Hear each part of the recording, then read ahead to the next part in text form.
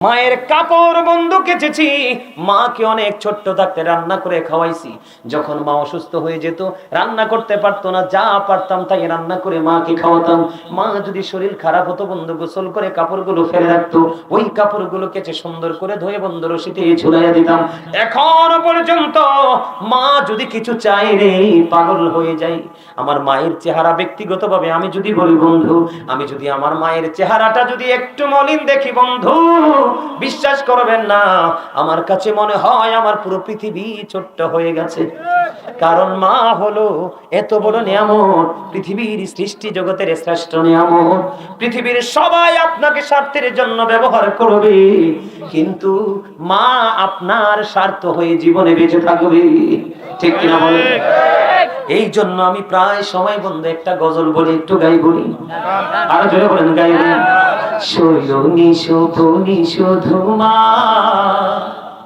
তোমার কথা মনে হয়, কতদিন দেখি না তোমার,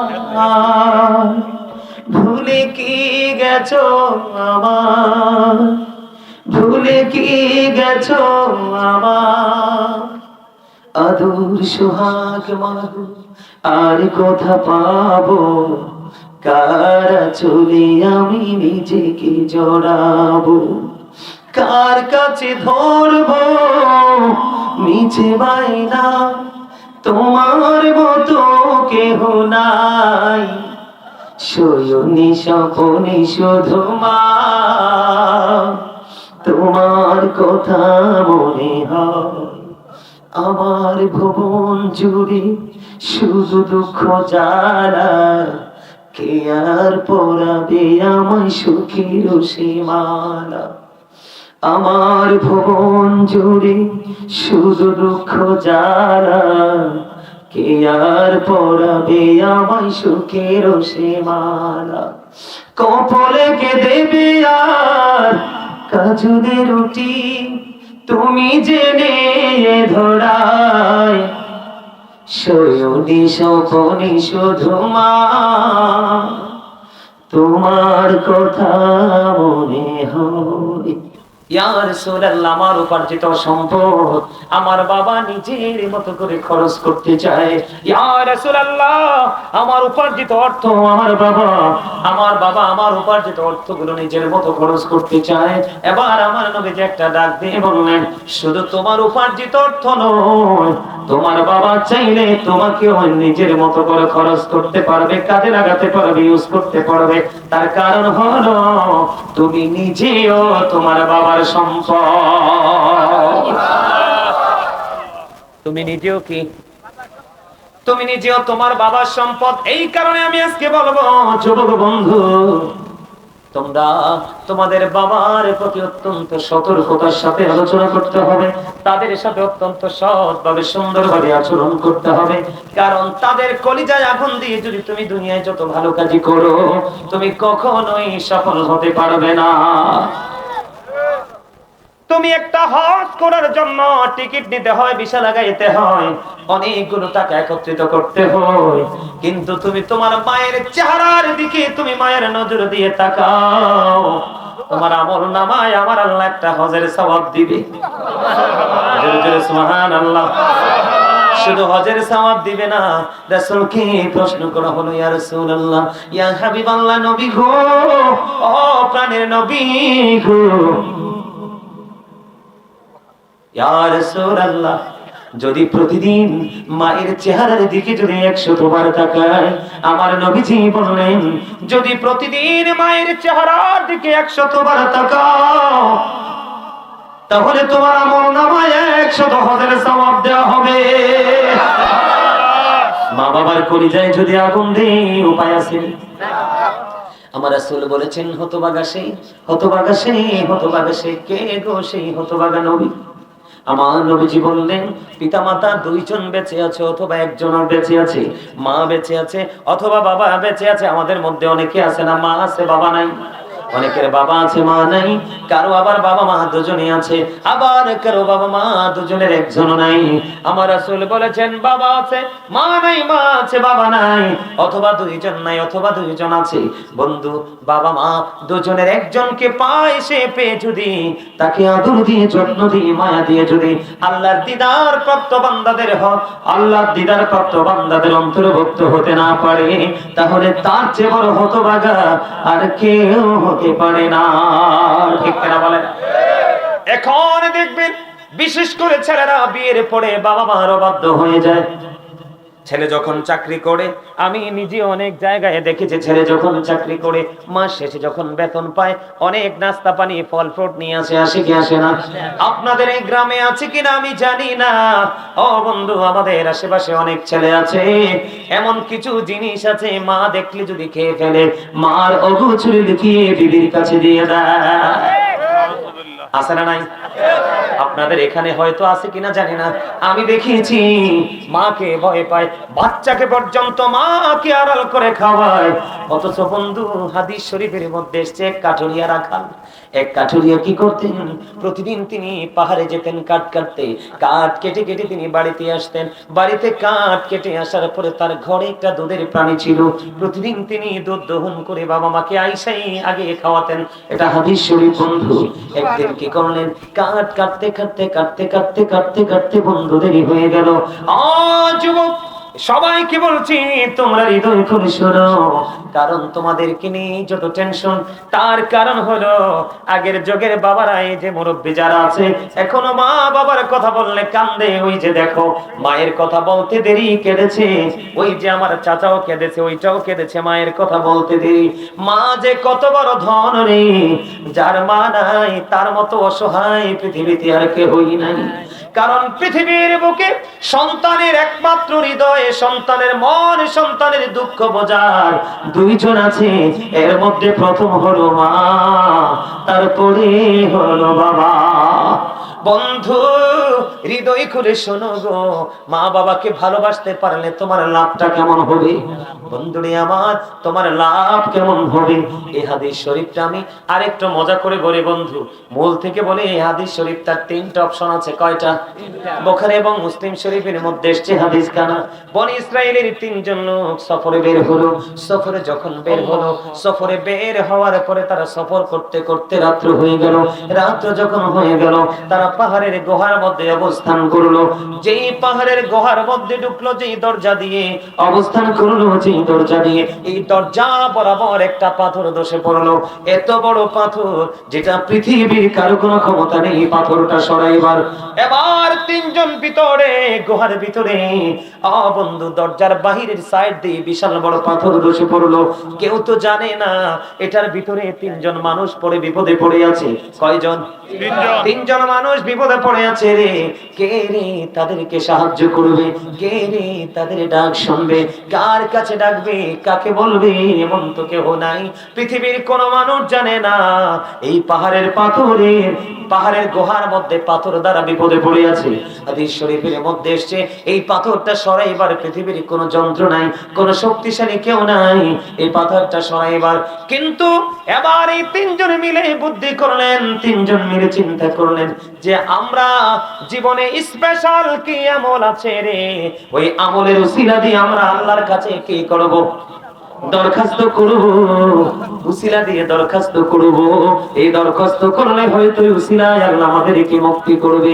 এর মধ্যে প্রথম যে ব্যক্তি ছিল তিনি ছিলেন একজন কাঠুরিয়া। বন্ধু যেটা একটু আগে বলতেছিলাম, তিনি কি করলেন, বাজারে লাকড়ি কাটতে গেলেন, কাটতে কাটতে কাটতে কাটতে সময়টা অনেকটা ওভার হয়ে গেল, দেরি হয়ে গেল। বন্ধু বাড়িতে আসলেন, আয়েশা দেখলেন বাবা মা দুজনেই ঘুমিয়ে গেছে। বাবা মা ঘুমিয়ে গেছে, লাকড়িগুলো রাখলেন, রাখার পরে আবার দুধ দহন করলেন। দুধ দহন করে যাইও দেখলেন বাবা মার ঘুম ভাঙে না। দুধ যখন দহন করলেন, এবার কি করলেন, তার ছোট্ট বাচ্চা বারবার ডেকে ডেকে বলছে বাবা গো আমাকে একটু দুধ দাও, আমি দুধ পান করব। কিন্তু এর কাঠুরিয়া বাবা ডেকে ডেকে বলছে না না না, আমি যতক্ষণ পর্যন্ত আমি আমার মা বাবাকে দুধ খাওয়াতে না পারবো ততক্ষণ আমি আমার রসের সন্তানকেও দুধ দিব না। জোরে জোরে বলেন না সুবহানাল্লাহ। আরো জোরে বলেন না সুবহানাল্লাহ। সুবহানাল্লাহ ওয়ালহামদুলিল্লাহ লা ইলাহা ইল্লাল্লাহ সুবহানাল্লাহ ওয়ালহামদুলিল্লাহ লা ইলাহা ইল্লাল্লাহ লা ইলাহা ইল্লাল্লাহ আরশ কুরসি লৌহ কলম সৃষ্টি জাহান ওসিলা নিচে আল্লাহ খুশি হইয়া নাম রাখিলেন হাবিবুল্লাহ সুবহানাল্লাহ আলহামদুলিল্লাহ লা ইলাহা ইল্লাল্লাহ সুবহানাল্লাহ আলহামদুলিল্লাহ লা ইলাহা ইল্লাল্লাহ লা ইলাহা ইল্লাল্লাহ লা ইলাহা ইল্লাল্লাহ নামের সাথে নাম মিশাইয়া যারে আল্লাহ পাঠাইরা নিজে আল্লাহ দোস্ত বলে তাহার প্রেমে মজিলা সুবহানাল্লাহ আলহামদুলিল্লাহ লা ইলাহা ইল্লাল্লাহ লা ইলাহা ইল্লাল্লাহ লা ইলাহা লা ইলাহা ইল্লাল্লাহ মুহাম্মাদুর রাসূলুল্লাহ সাল্লাল্লাহু আলাইহি ওয়াসাল্লাম। আলহামদুলিল্লাহ। আপনারা দাদা ভাই আপনারা যারা আছেন মুরব্বীরা আমার সাথে স্টেজে, আপনারা কোন তো শুরুতে তারা যতটা দুর্বল ছিল এখন কতটা দুর্বল, অনেক স্ট্রং হয়ে গেছে না? কারণ আমি এতগুলো কথা যদি না বলতাম আপনারা কি মানসিকতাটাকে পরিবর্তন করতে পারতেন? একজন আলোচক যখন আসে আমি বিশ্বাস করি আপনারা শেষ পর্যন্ত একবারে ফুললি স্ট্রং হয়ে যাবেন ইনশাআল্লাহ। বলেন না আরো জোরে। এই জন্য যদিও আমার আলোচনার বিষয় দেওয়া হয়েছে তারপর আমি একটা আয়াত তেলাওয়াত করেছি, আলেমরা বুঝতে পেরেছে। ইয়া আইয়ুহাল্লাযীনা আমানু কু আনফুসাকুম ওয়া আহলিকুম নারা। আল্লাহ বলেছেন, ও believers, save yourself and your families from the fire। আল্লাহ ইমানদারকে ডেকে বলেছেন তুমি জাহান্নাম থেকে বাঁচো, তোমার পরিবারকেও বাঁচাও। আমি আজকে আপনাদেরকে বাঁচাইতে আসছি। আমি কত কথা বলবো, আমার উদ্দেশ্য থাকবে আপনাদেরকে অ্যাক্টিভ করা, আপনাদের ব্রেইনে কথাগুলো ঢুকিয়ে দেওয়া। এটাই তো, এর বাইরে কি আর চিন্তা করা যায়? কোন আলোচক বা কোন খতিব কোন ইমাম সাহেব কি এর বাইরে কোন আলোচনা করে? না। বুঝতে হবে আপনাদেরকে। আলহামদুলিল্লাহ বলেন। এবার কি করলেন? বাচ্চাটা হাজার ডাকাডাকির পরেও বাচ্চাটাকে দুধ দিল না। এই দিক দিয়ে বন্ধু রাত্রি শেষ হয়ে গেল, বাবা আমার ঘুম ভেঙে গেল। ওই সন্তান আদর করে বাবা মাকে একে দুধ খাইয়ে দিল। জোরে জোরে কন্যা সুবহানাল্লাহ। সারাদিন কাঠ কেটেছে, লাকড়ি কেটেছে জীবন জীবিকার জন্য, সন্দেহ করার কোনো সুযোগ নাই। ও বন্ধু, তারপরেও বাবা মার প্রতি তার ভালোবাসা কদর কমে নাই, প্রেম কমে নাই। সবচেয়ে বড় হলো বাবা মাকে না খাওয়ায় আর সন্তানকেও খাইতে দেয় না। আজকে এই সন্তান বিপদে পড়ে আছে পাহাড়ে, কেউ তো জানে না। ওই সন্তান আল্লাহর কাছে দরখাস্ত করে দিলেন, আল্লাহ ওই দিনের এই আমল যদি তোমার দরবারে কবুল হয়, আজকে ওই দিনের আমলের উসিলায় আমাদেরকে বড় বিপদ থেকে তুমি বাঁচাও। বন্ধু, হাদিস শরীফটা আমি কতবার পড়েছি, যতই পড়ি ততই যেন প্রেমে পড়ে যাই, যতই পড়ি ততই যেন মধু লাগে রে বন্ধু। এই তিনজনের মধ্যে একজন দরখাস্ত দিলেন ওই দিনের মায়ের প্রতি ভালোবাসা, বাবার প্রতি ভালোবাসাকে কেন্দ্র করে, আল্লাহ ওই দিন যে কাজটা করেছি পৃথিবীর কাউকে খুশি করার জন্য নয়, একমাত্র তুমি আল্লাহকে খুশি করার জন্য। ও আল্লাহ, ওই দিনের কাজ যদি তোমার জন্য করে থাকি, তুমি যদি কবুল করে থাকো, ওই দিনের ওই আমলের উসিলায় আজকে আমাদেরকে বিপদ থেকে রক্ষা করো। দোয়া বন্ধু শেষ হইতে দেরি ওই গুহার দরজা দিকে চাইয়া দেখে পাথরটা অটোমেটিক্যালি একটু সরে গেল। সুবহানাল্লাহ। ও জোরে জোরে বলেন না সুবহানাল্লাহ। কিন্তু হাদিস শরীফের মধ্যে এসেছে একটুখানি সরে গেছে ঠিকই, কিন্তু বের হওয়ার মতো রাস্তা এখনো হয় নাই, আরো বাকি আছে বন্ধু দুইজন। এর মধ্যে 2 নাম্বার জন হলো যুবক। এইটা তোমাদেরকে যথেষ্ট উপকৃত করবে, তোমাদের হৃদয়টাকে আরো বেশি প্রসারিত করে দিবে, তোমার হৃদয়ের জানালা খুলে দিবে এই বক্তব্যটা। সেকেন্ড টাইম যেই মানুষটা আল্লাহর কাছে ওসিলা দিয়ে দোয়া চাইলেন, বিপদ থেকে বাঁচতে চাইলে দয়াল, ওই লোকটা কেমন ছিলেন জানেননি? তার একটা চাচাতো বোন সে মেয়েটাকে ভালোবাসতো। ও বন্ধু, মেয়েটাকে ভালোবাসে। আপনারা জানেন একটা যুবক যুবতী প্রেমে যখন পড়ে, একজন আরেকজনকে ফিজিক্যালি কাছে চায়, চাই কি চায় না? একটা যুবক এবং যুবতীর মূল চিন্তা ম্যাটারটাই থাকে এইটা, ফার্স্ট, ঠিক না বলেন? এখন ছেলেটা অনেক চেষ্টা করে মেয়েটাকে কাছে পাওয়ার জন্য, কিন্তু মেয়েটা ধরা দেয় না। একটা সময় হাদিস শরীফের মধ্যে আসলো, একটা সময় ওই তৎকালীন সময়ে দুর্ভিক্ষ শুরু হয়ে গেল। দুর্ভিক্ষ যখন শুরু হয়ে গেল, ওই দুর্ভিক্ষের সময় বাবা মার কাছ থেকে মেয়েটা একটু দূরে গেল। তখন ওই আজকে যে দ্বিতীয় ব্যক্তি বিপদে পড়ে আছে, ওই পাথরের মধ্যে, পাহাড়ের গুহার মধ্যে পড়ে ওই ছেলেটা দুর্ভিক্ষের সময় মেয়েটাকে 200 দিরহাম দিলেন। কত? 200 দিরহাম দিলেন। 200 দিরহাম দিলেন, তার বিনিময়ে দিলেন, এই দুর্ভিক্ষের সময় আমি তোমাকে 200 দিরহাম দিয়েছি, তুমি আমার কাছে আসবা, আমি তোমাকে কাছে পেতে চাই। জোরে জোরে কোন নাউজুবিল্লাহ। এবার মেয়েটা যখন 200 দিরহাম পেয়ে গেল, 200 দিরহাম পাওয়ার পরে এবার ওই ছেলেটা যখন মেয়েটার কাছাকাছি চলে আসলো, কাছাকাছি চলে আসার পরে মেয়েটা একটা ডাক দিয়ে বলল, তুমি আমার ইজ্জত নষ্ট করো না, তুমি আমার ইজ্জত হরণ করো না। কেন রে? কারণ যিনি আমাকে বউ করে যার ঘরে নিয়ে যাবে, যিনি আমাকে তার বউ করে আমাকে ঘরে নিয়ে যাবে, তার জন্য আমার এই সতীত্ব রক্ষা করতে হবে। এই কথাটা বলতে দেরি বন্ধু, ওই 2 নাম্বার ছেলেটা, ওই 2 নাম্বার ছেলেটা কি করলেন? ওই মেয়েটাকে ছেড়ে, সঙ্গে সঙ্গে মেয়েটাকে ছেড়ে দূরে চলে আসলেন। আওয়াজ করে কন্যা সুবহানাল্লাহ। একটা সেকেন্ড আর মেয়েটার কাছাকাছি চলে গেলেন, আগালেন না, সেই পিছনের দিকে বন্ধু পিছু হটলেন। এবং হাদিস শরীফের মধ্যে আসছে 200 দিরহাম মেয়েটাকে দিয়েছিলেন, ওই 200 দিরহামের দাবিও সে ছেড়ে দিয়েছে, ছেড়ে দিয়ে দিল। ছেড়ে দেওয়ার পরে বন্ধু ওখান থেকে তো ছেলেটা দূরে চলে আসলো। আজকে ওই ছেলেটাই বিপদে পড়ে আছে। 2 নাম্বার জন আমার আল্লাহর দরবারে দরখাস্ত করলেন, আল্লাহ, ওই দিন আমি অন্যায় অপরাধ এই ব্যভিচার থেকে দূরে চলে এসেছি শুধু একটা কারণ, তুমি আল্লাহকে ভয় করি, তুমি আল্লাহর দিদার পাওয়ার আশায়। মালিক, ওই দিনের এই আমল যদি তোমার পছন্দ হয় গো, ওই দিনের তাকওয়া যদি কবুল করো গো, তাহলে আজকের বিপদ থেকে উদ্ধার করো। দোয়া শেষ হইতে দেরি রে, চাইয়া দেখে পাথর খানারও একটু সরে গেছে। জোরে জোরে বলুন সুবহানাল্লাহ, আর জোরে বলুন সুবহানাল্লাহ। এবার তৃতীয় জনের পালা। এখন বর্তমানে বাংলাদেশে আমাদের সমাজে মানুষ সুদ খায়, ঘুষ খায়, চুরি করে, মানুষের মাঠের ফসল চুরি করে লুকিয়ে খায় ফেলায়, কারো পুকুরের মাছ, ফিশারির মাছ চুরি করে নিয়ে খেয়ে ফেলা আছে না? আরো জোরে বলেন, আরো জোরে।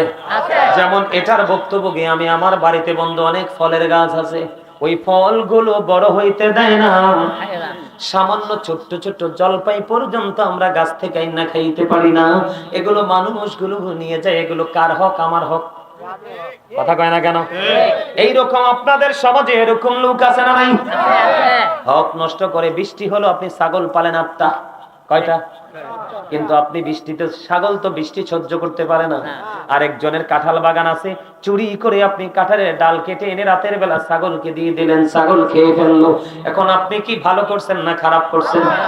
আরো জোরে কোন, অন্যায় কিনা? আমরা কি করি?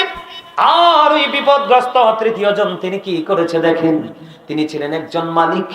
একটা সময় তিনি অনেক কাজের লোক দিয়ে তিনি কাজ করিয়েছেন, কিন্তু সব লোকেরা বেতন নিয়ে চলে গেল, কিন্তু একটা লোক তার পারিশ্রমিক বেতন নেয়নি, বেতন ছাড়াই বন্ধু চলে গেল। তৃতীয় জন যিনি আজকে আলোচনা করতেছি, তৃতীয় জন ওই বিপদে পড়ে আছে। ওই তিনি কি করলেন? তিনি ওই যে শ্রমিক যে মজুরিটা রেখে গেলেন, ওইটা তিনি ওনার পকেটে রাখেন নাই, ভুলেও যান নাই, খেয়েও ফেলেন নাই। তিনি কি করলেন? ওই মজুরির টাকাটা বন্ধু তিনি ইনভেস্ট করলেন। কি করলেন? আরো জোরে কোন না। আপনি বন্ধ বকরি ভেড়া যেটাই বলেন, আপনি এইরকম পশু কিনে ফেললেন, ওই পশুগুলো তিনি লালন পালন করতে থাকলেন, পশুগুলো লালন পালন করতে করতে বড় হতে লাগলো, বাচ্চা দিতে লাগলো। হঠাৎ করে একদিন ওই শ্রমিক, যে শ্রমিক টাকা নেয় না, ওই শ্রমিক মালিকের কাছে আসলেন, মালিক আমি আপনার কাছে একদিনের মজুরি পাবো, আমি আপনার কাছে আমার পাওনা টাকা পাবো, এটা ফেরত নিতে আসছি। এবার ওই তৃতীয় জন যিনি, তিনি ছিলেন ওই মজুরির টাকার মালিক, উনি আবার ডাক দিয়ে বললেন, ওই মাঠের দিকে তাকাও, ওই যে পশুর পাল দেখা যায় ওইগুলো তোমার, এগুলো সব তোমার, তোমার এই সব তোমার। ওই কৃষক তো আশ্চর্য হয়ে গেল, ওই কাজের লোক তো আশ্চর্য হয়ে গেল, আমি তো পরিশ্রম করেছি একদিন, কয়দিন, আমার একটুখানি মজুরি, কিন্তু আমার এই পশুর পাল কেমন করে আমার হয়? ওই মালিক ডাক দিয়ে বললেন, যেই দিন তুমি আমার কাছে তোমার এই পারিশ্রমিকটা রেখে গিয়েছিলে, ওই দিন থেকে আমি ইনভেস্ট করেছিলাম, একটাই দুইটা হয়েছে, দুইটায় চারটা হয়েছে, চারটায় আটটা হয়েছে, একটা কথার কথা এক্সাম্পল, বাড়তেছে তো বাড়তেছে, আমি শুধু এগুলো পাহারা দিচ্ছি, কোন দিন তুমি আসবে আর তোমার হাতে আমি তুলে দিব। আজকে তুমি এসেছো, আমি মুক্ত হয়েছি, তোমার মাল নিয়ে তুমি চলে যাও। জোরে জোরে কন্যা সুবহানাল্লাহ। ও বন্ধু, ওই যে তৃতীয় লোক আল্লাহকে ডাক দিয়ে বললেন, আল্লাহ আমার গোলাম কিছু সময়ের জন্য আমার গোলামি করেছে, আমি আমার গোলামকে, আমার গোলামের টাকাটা নেইনি, আমি এটাকে ইনভেস্ট করেছি, এটাকে যত্ন করে বাড়িয়েছি, মালিক আমি তার পাওনাটা তাকে পরিপূর্ণভাবে বুঝিয়ে দিয়েছি, এটা দুনিয়ার কাউকে দেখানোর জন্য নয়, একমাত্র তুমি আল্লাহকে খুশি করার জন্য। ইয়া রাব্বাল আলামিন, তুমি যদি ওই দিনের আমল কবুল করো গো, তাহলে আজকের বিপদ থেকে তুমি রক্ষা করো। বন্ধু দোয়া শেষ হইতে দেরি রে, ও বন্ধু দোয়াটা শেষ হইতে দেরি, পুরো পাথরখানা আল্লাহর কুদরতে সরে গেল, তারা তিনজন পুরো নিরাপদে বের হয়ে আসলো। সুবহানাল্লাহ। কার কার কাছে মজা লাগছে হাত তোলেন। আমার কাছে এটা হাদিসের ঘটনা। দাদা ভাই আপনি বলেন তো, আপনি বলেন মুরব্বী মানুষ, এরা কি একটু 10 মিনিট আগে যেমন ছিল তার চেয়ে আরো অ্যাক্টিভ হয়েছে না? অনেক স্ট্রং হয়েছে না? তারা কিন্তু প্রথমে একটু গোমরামুখী ছিল, ছিল না? কিন্তু দেখেন সবার মুখে কিন্তু এখন মুস্কি হাসি, আরো হবে। আল্লাহ কবুল করো, আমিন। মাহফিলে লক্ষ লক্ষ মানুষ হওয়া শর্ত নয়, কবুল হওয়ার জন্য শর্ত হলো প্রেম। শর্ত হলো কি? প্রেম। আপনি যদি প্রেম নিয়ে বসতে পারেন, আল্লাহকে তোমাকে ভালোবেসে বসছি, তুমি নিয়ামত দিয়ে দাও, আমার আল্লাহ বলে আমি তো তোমাদের জন্য রেডি করে রাখছি দেওয়ার জন্য, তোমরা তো নিতে চাও না। কথা বলে না কেন? আরো যারা বলে খবর মজা লাগছে, মজা লাগছে না? আলহামদুলিল্লাহ বলেন। বন্ধুরে আমার, আমার দিকে তাকান, আরো মজার খবর আমি আপনাদেরকে দিই। পরের দুইটা অপশন কেন বললাম? পরের দুইটা অপশন আমি আপনাদেরকে শোনাতাম না, পরের দুইটা শোনানোর কারণ হলো বর্তমানে নষ্ট দুইটা কাজ আমরা বেশি করি, মা বাবারটা ছাড়া। পরের যে দুইটা, মেয়েদেরকে দেখলেই 3 রাস্তার মধ্যে দাঁড়িয়ে টিজিং, কথা কয় না কেন? সুন্দর যদি মেয়ে হয়, গরিবের মেয়ে হইলে তো কোনো কথাই নাই, কথা কয় না কেন? গরিবের মেয়ে হইলে কোনো কথা নাই, কোনো বাধা নাই, তাকে কষ্ট দিতে, তাকে লজ্জা দিতে মজা পায়। অথচ দেখেন ওই যুবক মেয়েটাকে হাতের কাছে পাওয়ার পরেও তার বউটিতে একটা টাচ পর্যন্ত পড়ে নাই, ভয় করেছে আল্লাহকে। এই জন্য এই 2 নাম্বারটা বলেছি। আর 3 নাম্বারটা তো আপনার আবার সমাজ, গোটা বাংলাদেশের মধ্যে এটা একবার পান্তা এবং মরিচ পোড়ার মতো হয়ে গেছে, কথা কয় না কেন? একজন আরেকজনের হক খাইতে, একজন আরেকজনের অধিকার হরণ করতে খুব মজা পায়। এটা কেন দিছে? হুজুর আমি দিছি। আপনি জি, একটা রং চাইবেন খুশি হইয়া। মারে আমার মাটি কাটাতে হ্যাঁ। দেখছেন যুবক ভাইরা, তোমরা দেখো, এটাকে আমি 10 কোটি টাকার চেয়ে দামি মনে করি। সে মাটি কেটে খায়, এই 10টা টাকা আমাকে দিয়েছে ভালোবেসে। আমি আলহামদুলিল্লাহ। এই পৃথিবীর সকল টাকার চেয়ে দামি টাকা হলো ওইটা। কথা বলেন, ভুল বলছি? ভুল বলছি? প্রেম অমূল্য সম্পদ। প্রেম আল্লাহ সবার সিনাই দেয় না। যার সিনায় প্রেম আছে মনে করবেন তার সাথে আল্লাহর সরাসরি ডাইরেক্ট কানেকশন আছে। কারণ আমার আল্লাহ নিজেই প্রেম। আমার আল্লাহ প্রেম বলেই কিন্তু প্রেমে পরে হাবিবকে বানাইছে। আর এই হাবিবের কারণে আপনাকে আমাকে বানাইছে, আর আপনার আমার জন্য সুন্দর এই পৃথিবী আপনাকে আমাকে গিফট করেছে। তোমরা উন্মুক্ত করে দিয়েছি, বিচরণ করতে থাকো। তবে ওই বিচরণ করো না যেটার জন্য তুমি ওই পারে এসে পানিশমেন্ট নিতে পারো। এটাকে আমি যত্ন করে নিলাম, চা খাবো না, এটা আমি যত্ন করে রেখে দিব। আলহামদুলিল্লাহ বলেন, আরো জোরে বলেন আলহামদুলিল্লাহ, আরো জোরে। প্রেমের কোনো দলিল হয় না, প্রেমের কোনো দলিল লাগে না। আলহামদুলিল্লাহ কোন আরো জোরে। গতকালকের মাহফিলে কত মানুষ যে হাদিয়া দিছে, কত মানুষ যুবক ওনার মতো, আপনার টাকা নাই 10-20 টাকা ওয়াইন না দিয়ে গেছে গতকালকের মাহফিলে, বুঝছেন না দাদা ভাই? তো সবচেয়ে মজার বিষয় হলো সর্বশেষে যখন নেমে যাওয়ার আগে উটকো এক পাগল এসে হাজির।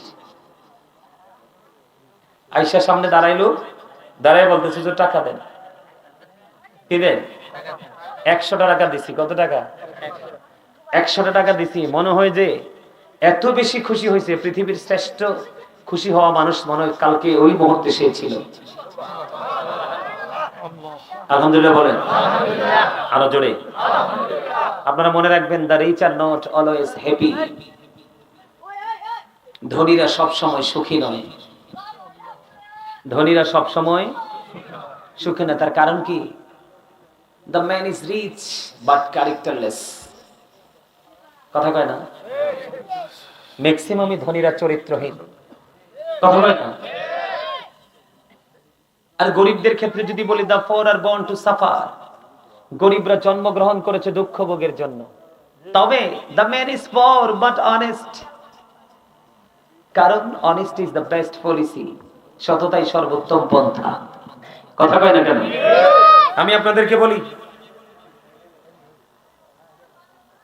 আল্লামা ইবনে হাজার আসকালানী তিনি বলেছেন, পৃথিবীর মানুষ তোমরা ধনীর সন্তানের সাথে মিশো না। ধনীর সন্তানেরা পৃথিবীর জন্য তোমাদের জন্য ফিতনা। ওমা আমার লগে একমত হবেন না আপনারা? সমাজে যত নষ্ট কাজ করা দুঃসাহস দেখায় ধনীরা। সমাজে যত চরিত্রহীন ছেলে আছে ম্যাক্সিমামই ধনীদের ঘরে। যত নষ্ট চরিত্রহীন মেয়ে আছে ম্যাক্সিমামই ধনীদের ঘরে। গরিব এবং মধ্যবিত্ত পরিবারের তারা খায় কম, পড়ে কম, কিন্তু তারা ইজ্জতকে অনেক বেশি প্রাধান্য দেয়। এই জন্য আজকে দেখেন, এই তোমরা যুবক ভাইদেরকে বলছি, তোমরা যারা মাহফিল কমিটি, আমি তোমাদেরকে দেখেই চিনতে পারছি। অনলাইনে খোঁজবা, আমার সঠিক মনে নাই। এক বাবা মার 5টা ছেলে অফিসার, সিনিয়র অফিসার, কিন্তু ওই বাবা মা 5টাই মিলে বাবা মাকে বৃদ্ধাশ্রমে দিয়ে আসছে। তুমি বলো এরা কি চরিত্রহীন না? ওরা কি ক্যারেক্টারলেস না? আরে জিনা ব্যভিচার করলে কি শুধু চরিত্রহীন বলে? আরে না, চরিত্রহীন হওয়ার জন্য অনেক কিছু আছে। কথা বলে না আরে জোরে। আজকে দেখবেন গরিব রিকশা চালায়া খায়, আগে না মাকে খাওয়ায়। কথা বলে না কেন? দিন মজুর দেখবেন আগে না মারে খাওয়ায়। আমার কথা বুঝতে পারছে? আল্লাহ কবুল করুন, সকল বলুন আমিন। বন্ধুরে আমার, আমি আপনাদেরকে এক্সাম্পল দেই। আপনাদেরকে সামনে আসতে হবে, আপনাদেরকে সামনে আসতে হবে। আরেকটু পরে এই এলাকায় মানুষ জায়গা হবে না তো। আসেন না সবাই, আসেন। এই আপনারা কমিটির লোকেরা শক্ত হয়ে বসে রয়েছেন কেন? আপনারা আসেন সবাই, আপনারা আইসা ওদেরকে বসার সুযোগ করে দিবেন, কারণ আপনাদের মেহমান সবাই। আমরা সবাই মেহমান, আপনারা হলেন মেজবান।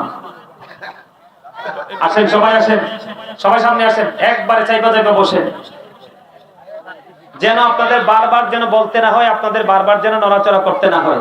আপনারা সবাই সামনের দিকে চলে আসেন।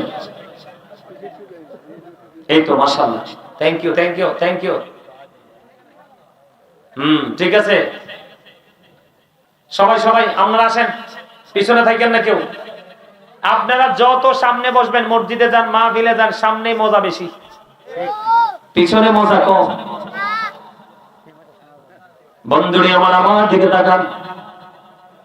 মুসা কালিমুল্লাহ, এদিকে তাকান। মুসা কালিমুল্লাহ আল্লাহকে দরখাস্ত করলেন, আল্লাহ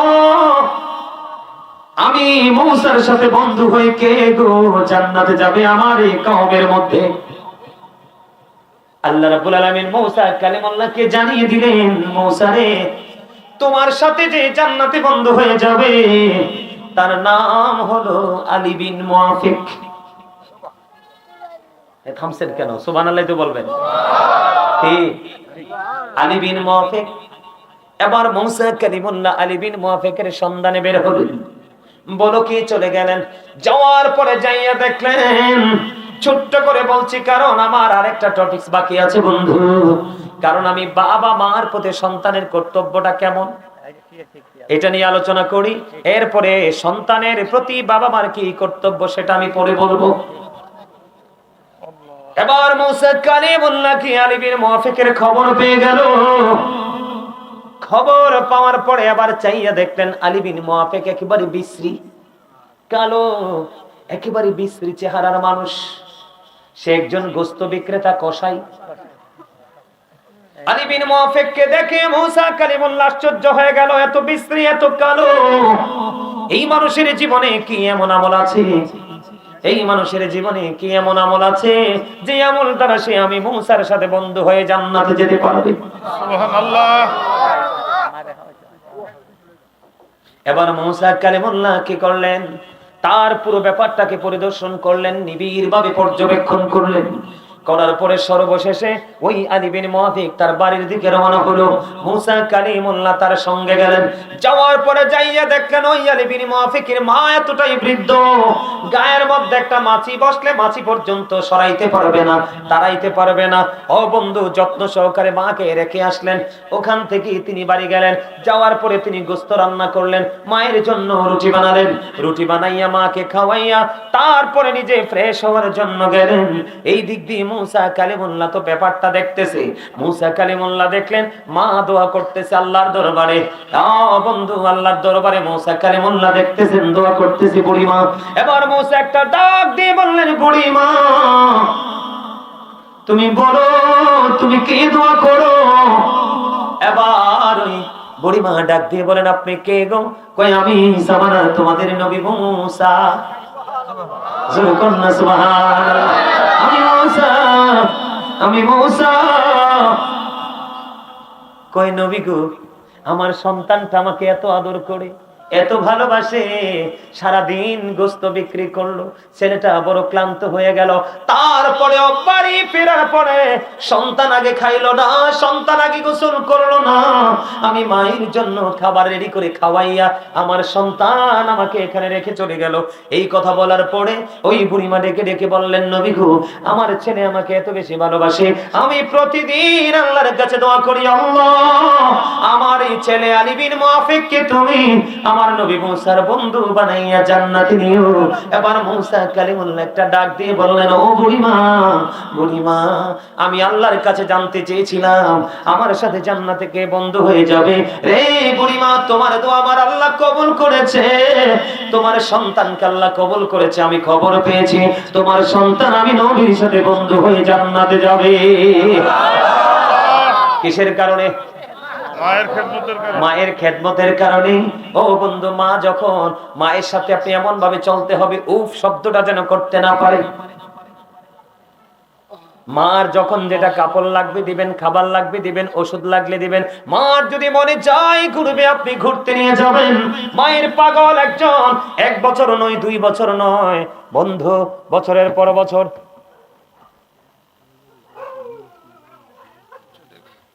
কি কয়? বছরের পর বছর। আরেকজনে হাতিয়ে দিছে, মারহাবা কর, একটু মারহাবা, মহাব্বতে আরো জোরে ধন্যবাদ যিনি দিছে ওনাকে। আলেমদের মহব্বত জীবনে বিফলে যায় যায় বলবো বলবো কি? আল্লাহ রাব্বুল আলামিন বলেছেন, join with my dear people, come to my paradise. আল্লাহ বলেছেন, join with my dear people, আমার প্রিয় লোকেদের সাথে যুক্ত হও, কাম টু মাই প্যারাডাইস, আমার জান্নাতে চলে এসো। ফাদখুলি ফি ইবাদি ওয়াদখুলি জান্নাতি। জোরে কন্না সুবহানাল্লাহ। আলেম হক্কানি আল্লাহর ওলিদের প্রেম সাধারণ মানুষের নাজাতের উসিলা, জান্নাতের দলিল। সুবহানাল্লাহ। বলছে কে? আর জোরে বলেন, বলছে কে? আল্লাহ। বছরের পর বছর অসুস্থ মা খানায় কাবা বন্ধু তওয়াফ করবে, কিন্তু মা তো হাঁটতে পারে না, চলতে পারে না। বন্ধু বছরের পর বছর মাকে কাঁধে করে চড়ালেন, চড়ানোর পরে সাদেক তাইয়ার নামক এক আবেদকে প্রশ্ন করলেন, আমি আমার মাকে কয়েক বছর একটানা কি করেছি? কাঁধে করে এখানে কাবা আমি তওয়াফ করেছি, আপনি বলে দেন আমার দুধের ঋণ শোধ হইছে দি। এবার ওই সাদেক তাইয়ার একটা ডাক দিয়ে বলল, রে পাগল, পাগল রে, তোমার হায়াত যদি 50,000 বছর হয়। কত বছর?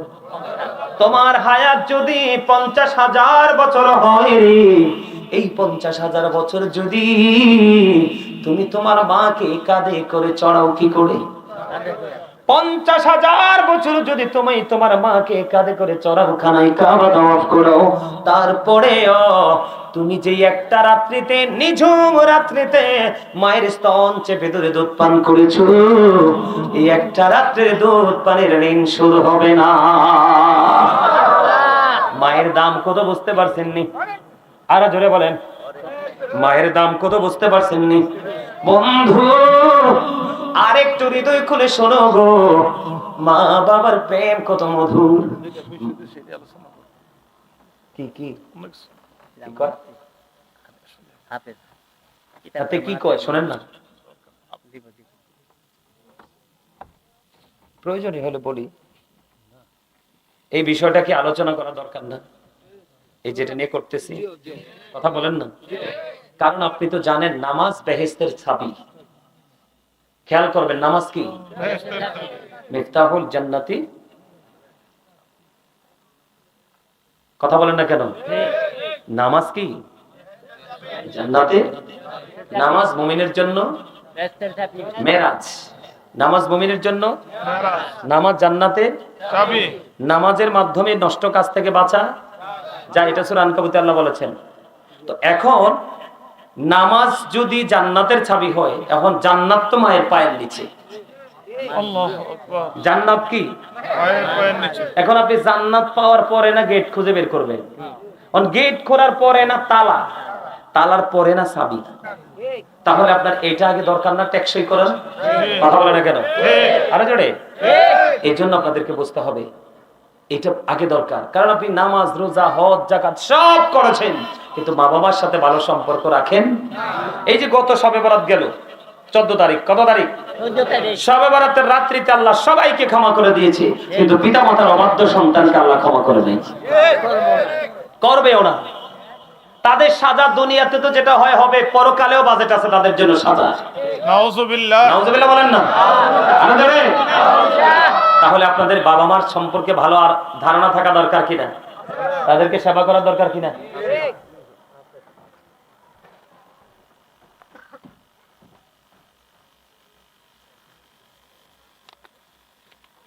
ঠিক আছে, হাদিয়া লাগবো।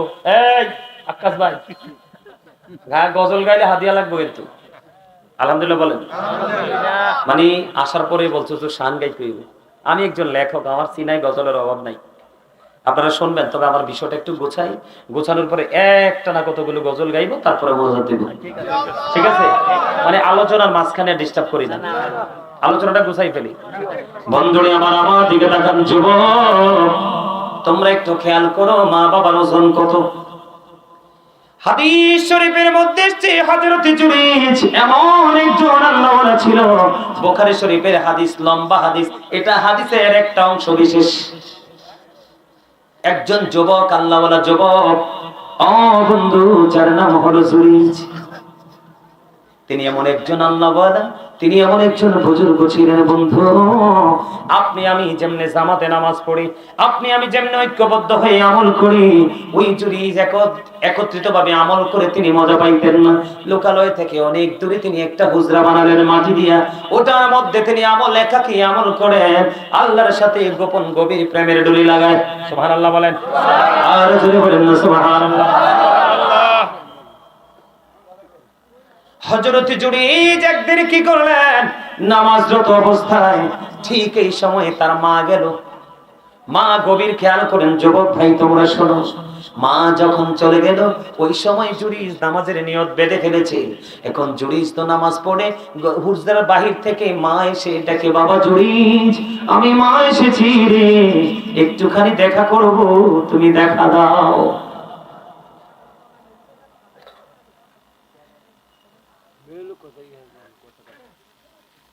হযরত জুরাইজ আবার কি করলেন, আল্লাহ আমি তো নামাজের নিয়ত করে ফেললাম, আমি কি নামাজ চালিয়ে যাব নাকি মায়ের সাথে দেখা করব? পরে তিনি সিদ্ধান্ত করলেন, না না না, নামাজটা আগে শেষ করি, পরে আমি মায়ের সাথে দেখা করব। বন্ধু, নামাজ শেষ হলো। নামাজ শেষ করার পরে হুজরার বাইরে এসে দেখে মা দুঃখিনী নাই রে, মা চলে গেছে। একদিন চলে গেল, খেয়াল করেন, এটা হাদিস শরীফ। একদিন চলে গেল বন্ধু, দ্বিতীয় দিন আবার মা আসলো। ভাগ্যের কি নির্মম পরিহাস, আজকেও জুরিজ নামাজরত অবস্থায়, আজকেও জুরিজের মা বাহির থেকে ডাকে, কিন্তু জুরিজ মায়ের ডাকে সাড়া দিল না। আজকেও গত দিনের মতো নামাজ শেষ করলো। নামাজ শেষ করার পরে চাইয়া দেখি হুজরার বাহিরে আজকেও মা নাই, দেখে মা চলে গেল। 2 দিন চলে গেল বন্ধু, তৃতীয় দিন, ও বন্ধু, তৃতীয় দিন এমন একটা অবস্থা হলো, 3 দিনের দিন আবার জুরিজ হুজরায় নামাজরত অবস্থায়, ঠিক এমন সময় মা এসে বারবার ডাকে, বাবা বাবা গো। আজকেও বন্ধু জুরিজ নামাজ শেষ করলো। নামাজ শেষ করার পরে বাইরে আসলো, বাইরে এসে দেখে আজকেও মা নাই। 3 দিন দেখে করতে আসলো, সন্তানের সাথে দেখা হলো না। 1 দিন 2 দিন 3 দিন যখন দেখা হলো না, এবার মা দুঃখিনী আল্লাহকে একটা ডাক দিয়ে বললেন, আল্লাহ আমার ওই ছেলের সাথে এক এক করে 3 দিন আসলাম দেখা করার জন্য, সে দেখা দিল না। তুমি তাকে বেশ্যা মহিলার মুখ না দেখাইয়া মরণ দিও না। জোরে জোরে বলুন না নাউজুবিল্লাহ। জুরিজ কি মাকে বকা দিছে? কথা বলেন না। আমি আপনাদেরকে বলি, জিকির করা ফরজ। জিকির করা কি? জিকির করা ফরজ। জিকির মানে কি? সুবহানাল্লাহ, আলহামদুলিল্লাহ, আল্লাহু আকবার, লা ইলাহা ইল্লাল্লাহ। কাউকে বন্ধু ভালো কাজের জন্য ডাকা, কাউকে মন্দ কাজ করতে দেখলে থামিয়ে দেওয়া, নামাজে দাঁড়িয়ে যাওয়া, এটাও জিকির। কারণ নামাজ হলো মাওলার জিকিরের জলসা, একই জায়গায় দাঁড়িয়ে বসে সম্পূর্ণ করা হয়। আর হজ হলো মাওলার জিকিরের জুলুস, কারণ বিভিন্ন জায়গা পরিদর্শন করে সম্পূর্ণ করতে হয়। আমার কথাটা একটুখানি বোঝেন, মায়ের ওজন, মায়ের মর্যাদা বোঝানোর জন্য বলছি। নামাজের মতো জিকির করতেছে ছেলে, নামাজের মতো বড় আমল ছেলে করতেছে রে। মা এক এক করে 3 দিন পর্যন্ত বন্ধু ডাকলো, আয়েশা ছেলেটা দেখা দিল না, অথচ ছেলেটা নামাজের মাধ্যমে আল্লাহর কুদরতি কদমে সিজদা লাগায়। মায়ের ওজন বোঝেন, আপনাদেরকে একটুখানি বোঝাই। হযরত আবু যর রাদিয়াল্লাহু তাআলা আনহু থেকে হাদিসখানা বর্ণিত। নামাজের ওজন কত, নামাজের মর্যাদা কত বোঝার জন্য নবীজি আপনাদের এই এলাকার মধ্যে গাছের পাতা ঝরতেছে কিনা? কথা বলে না? ঝরতেছে বন্ধু। আমার নবীজি শীতের দিনে বের হলো, বের হওয়ার পরে দেখলেন গাছের ডাল থেকে ঝরে ঝরে পাতাগুলো ঝরছে।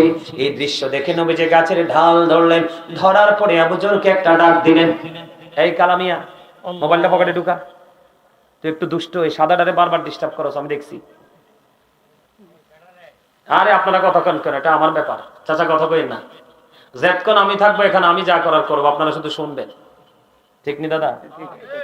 তে একটু ফোন গোটে, তে দেখছি আমার এই স্বাস্থ্য বাইটারে ডিস্টার্ব করে, তে মন দিয়ে ওয়াসনে তে কানে কানে কি জানি কয়েকটু বলে, তার আমি অনেকক্ষণ দেখছি। সর্বশেষে তারে ছাড় দিতে দিতে অন্দিতে মোবাইলটা হাতে নিছে, যে এটা আমার সবচেয়ে অপছন্দের জিনিস।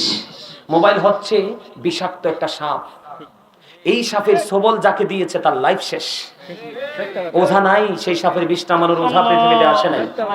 মোবাইলটা যখন আমি কারো হাতে দেখি তখনই আমার বুকটা কেঁপে ওঠে। বিশ্বাস করবেন, আল্লাহি, আল্লাহর কসম করে বলছি, মোবাইলের কিচ্ছু বুঝি না। আর আমি আল্লাহরে বলছি, আল্লাহ আমি বুঝতেও চাই না, কারণ এটার মধ্যে ঢুকলে চোখ শেষ, কান শেষ, দেহ শেষ, আমল শেষ, ইমান শেষ। কথা বলে না কেন? না ভুল বলছি চাচা? ওজনটা বোঝানোর জন্য বলছি, তুই বেশি করে আমার কথাটা শোন স্বাস্থ্য ভাই। তার দুষ্টামি করার কারণ আছে, টুপিও পরে নাই। টুপিটা যদি পরতো শয়তান চান্স পাইতো না, কিন্তু টুপিটাও পরে নাই। যে তুই টুপি পরছে সবটি নরমালি আছে, কিন্তু যে 2-1টার মাথায় টুপি নেই, এগুলো ডিস্টার্ব করে। আরেকটা আছে কন্ডারে কালা, আমি কিন্তু তোরে ধর্ম পরিচয় করাইতাম না, একটু পরে সোজা হয়ে যা। আলহামদুলিল্লাহ। আরো জোরে আমি একটু একেবারে গাইয়া ভাষা, যেটা লোকাল আঞ্চলিক ভাষায় কথা বলছি, অনেকেই হাসেন নাই। বক্তাদের চিন্তা আপনারা কল্পনাও করতে পারবেন না কেউ। আপনাদেরকে হাসানোর জন্য 2-1টা কথা বলেছি, অনেকে হাসতে পারেন নাই। নবীজি বলেছে, মানুষ সুস্থ থাকার জন্য যে অপশনগুলো দিয়েছে এর মধ্যে একটা অপশন হলো হাসি। হাসি খুশি জীবন মানুষকে অনেকটা স্বাভাবিক করে দেয়, অনেকটা রোগ মুক্ত করে, অনেকটা হার্টকে প্রেসার মুক্ত রাখে। এই জন্য নবীজি বলেছে সময় অসময় হাসো, তবে বেশি হেসো না, বেশি হেসলে অন্তর মারা যাবে। গোমরামুখী মানুষগুলো এগুলো কিন্তু হার্ট অ্যাটাক করে মনে হয় স্পট দ্যাট। কথা বুঝতে পারছেন আমার? ফ্রি থাকবেন সব সময়। এটা তো একটা প্রেমের বাগান, এখানে বসলেই তো আরাম, মজা। এবার আমার নবীজি আবু জরকে ডাক দিলেন, আবু জর উত্তর দিলেন লাব্বাইকা ইয়া রাসূলুল্লাহ, আমি হাজির। আমার নবীজি বললেন, রে আবু জর, তুমি চাইয়া দেখো শীতের কারণে গাছের পাতাগুলো যেমনি বিরামহীন ভাবে জোরে জোরে পড়ে, নামাজের মাধ্যমে যখন কোন নামাজি আল্লাহর কুদরতি কদমে যখন সেজদা লাগিয়ে দেয় রে, ওই শীতের দিনের গাছের পাতার মতো তার জীবনের গুনাহগুলি ঝরতে থাকে। তাহলে নামাজের মর্যাদা সর্বোচ্চ কিনা? যুবক তোমরা শোনো, ওই নামাজ ওই জুরিস পড়তেছিল, কিন্তু মা একে একে 3 দিন ধরে আসলো, সন্তানটা দেখা দিল না। কিন্তু সন্তান তো ইচ্ছে করে মা থেকে দূরে ছিল না, নামাজ পড়তেছে। কিন্তু তুমি দেখো মার মর্যাদা কত। সন্তান নামাজ পড়ার পরেও মার মনে ব্যথা লাগছে, আল্লাহ 3 দিন আসলে ছেলেটার সাথে দেখা করার জন্য, একটা দিন দেখা দিল না, তাকে বেশ্যা মহিলার মুখ না দেখাইয়া মরণ দিও না। আমার মা দরখাস্ত করতে দেরি রে, আমার আল্লাহ কবুল করতে দেরি হলো না। পাশেই ছিল এক বেশ্যা মহিলা, ওই বেশ্যা মহিলার গর্ভে তৎকালীন সময়ে, তখনই বেশ্যা মহিলার গর্ভে সন্তান। ধীরে ধীরে ধীরে ধীরে দিন গেল, বেশ্যা মহিলার সন্তান যখন প্রসব হলো, লোকালো এই মানুষগুলো প্রশ্ন করতে শুরু করলো, রে বাহিরা, ও তোমার এই পেটের সন্তান তুমি কার থেকে আনছো? কই এই সন্তান আমি এনেছি জুরিস থেকে। জোরে জোরে কোন নাউজুবিল্লাহ। অথচ সরল মনা জুরি জানেও না কি ওই মায়ের অভিশাপকে জেলে গিয়েছে। দেখেন নামাজ পর্যন্ত বাতিল। আপনাদেরকে আমি একটা এক্সাম্পল দিচ্ছি হাদিস শরীফের এই অংশটা থেকে। এবার বন্ধু কি করলো, ওই পেটের বাচ্চা যখন জুরিজের বলে দিল, বলতে দেরি বন্ধু, কিছু উগ্র মানুষ সমাজে থাকে না? কথা কয় না কেন? কথার আগে হাত চালায়, দুষ্ট এরকম কিছু লোক থাকে। ওই তৎকালীন সময়ে বন্ধু শুনতে দেরি, দৌড়ে চলে আসলো, ওই জুরিজের হুজরাটা ভেঙ্গে ফেললো, ভেঙ্গে চূর্ণ বিচূর্ণ করে দিল। এবার জুরিজকে প্রহার করতে করতে টেনে হিসড়ে তার হুজরা থেকে বের করলো। এবার জুরিজ একটা ডাক দিয়ে বলল, তোমরা কে রে আমাকে প্রহার করছো? কে রে আমাকে প্রহার করছো? কেন রে প্রহার করছো? কয় প্রহার করার কারণ হলো তুমি ব্যভিচারের মাধ্যমে বেশ্যা মহিলার পেটে বাচ্চা দিয়েছো। এবার জুরিজের মাথা গেল খারাপ হয়ে। এবার জুরিজ একটা ডাক দিয়ে বললেন, তোমরা আমাকে একটা ঘটি পানি দাও। একটা ঘটি পানি দিলেন বন্ধু।